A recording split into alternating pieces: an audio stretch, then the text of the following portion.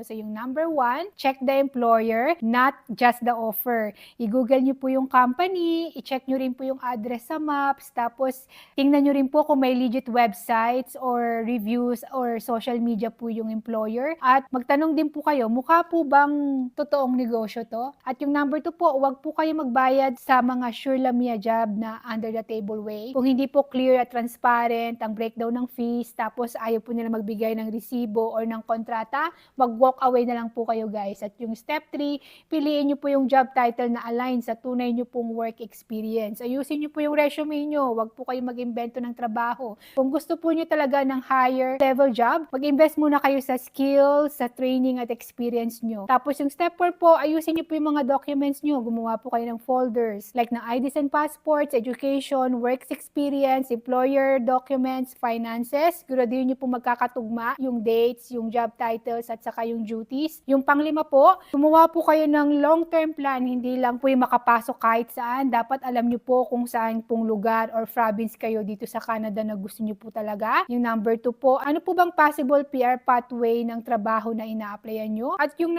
pangatlo po, ilang taon po ba yung willing kayong mag-antay? Kapag malinaw po ang strategy, mas madali po kayong makakapag-desisyon